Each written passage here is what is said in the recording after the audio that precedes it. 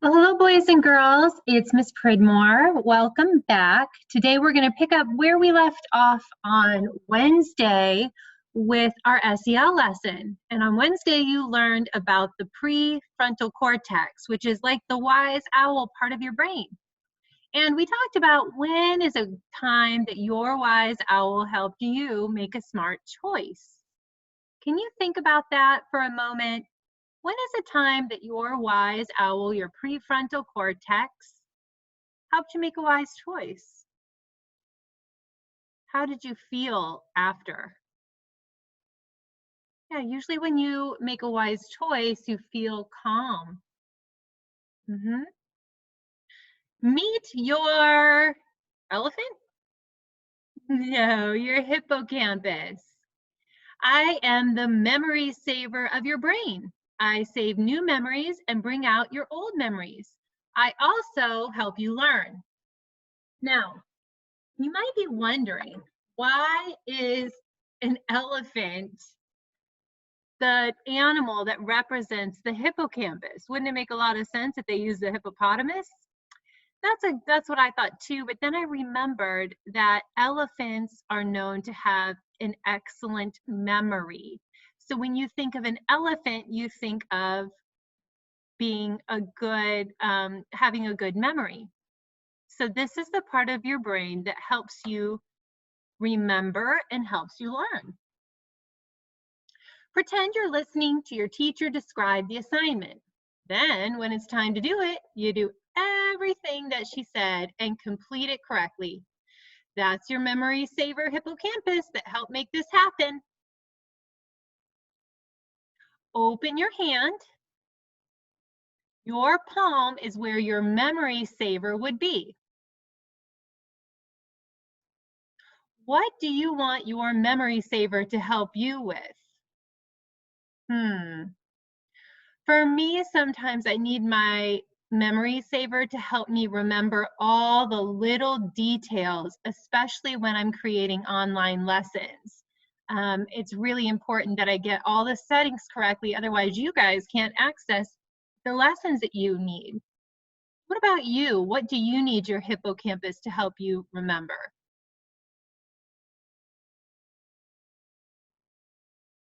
Whoa, meet your guard dog, your amygdala. I am the guard dog of your brain. I'm the part of your brain where you feel emotions. My biggest focus is on your safety. Inside your fist, your thumb is your guard dog. Our amygdala helps keep us safe by making us act fast in situations like if your hand just touched a hot pan. You want to hurry up and move it off the hot pan so it doesn't get burned, right? Or a monster is walking in your path. Guys, that's a silly one because monsters are not real. But if a basketball gets hit out of bounds and is coming toward you, like right towards your face, you got to act quick so you don't get hit with the ball, right?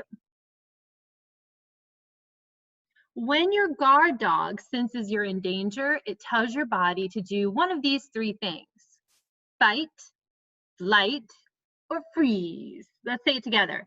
Fight, flight, freeze. Now, fight is what you might think of. That can mean fighting someone, but it can also mean yelling, using mean words, blaming others, stomping your feet. So anytime that you're yelling or acting out of character because you're mad, you're blaming others, you're stomping your feet, you slam your book, that's your amygdala. It's the part of your brain that makes you feel like you need to fight. Flight. This means running away or trying to escape. It could mean leaving the room or leaving the area. It could also mean, boys and girls, when you tell someone, I'm not your friend, right? Like you want to leave the friendship because you're upset. And so you don't want to face having to deal with fixing the problem. You would rather just say, I'm not your friend anymore, and pretend it didn't happen, and just like you don't even know that person anymore.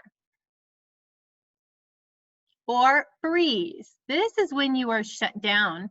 It might mean your body is frozen and you can't move, or it could mean your brain has stopped understanding what's going on.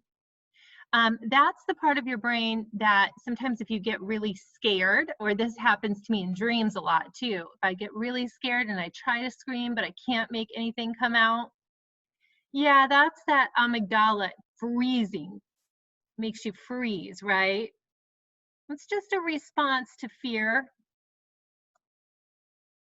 When your guard dog amygdala is in control, you are upset and uncomfortable, and your body feels tight and hot. What if you're walking across the street when you notice a car start driving quickly towards you? You run as fast as you can to get to the other side. Your guard dog amygdala made you do this. So it's helpful in dangerous situations. When would you need your guard dog to keep you safe?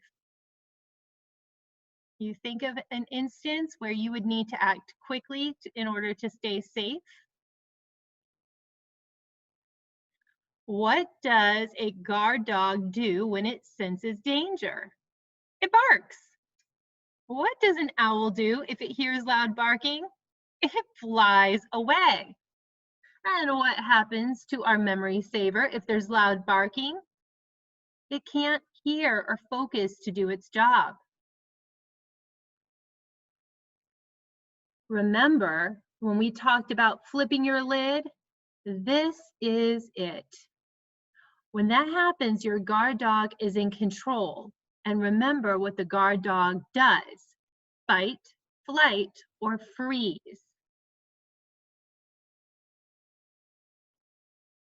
But what if the guard dog starts barking and you're not in real danger? What if you're just upset or stressed, worried, or mad? What if you flip a lid when you're actually safe?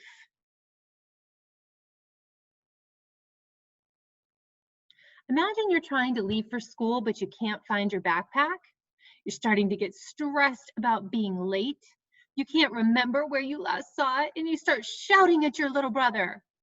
That's flipping your lid. Or what if you're taking a test and the first question is super hard? You know that your mom is expecting you to get an A, but you don't think that will happen, and all of a sudden your brain goes blank and you can't remember anything. You flipped your lid. Or imagine that you got called to the principal's office and you panicked and tried to hide under a desk. That's flipping your lid. When is it time that you flipped your lid? When did your guard dog amygdala make you fight, escape, or freeze even though you weren't in danger? I'm going to have you think about that for a moment. Today, during our Zoom meet, we are going to talk about when you might have flipped your lid before. What does that look like? What does it feel like?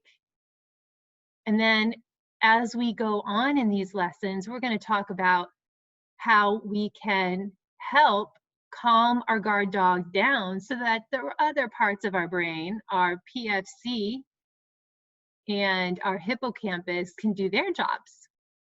All right, guys, I look forward to chatting with you. Bye-bye.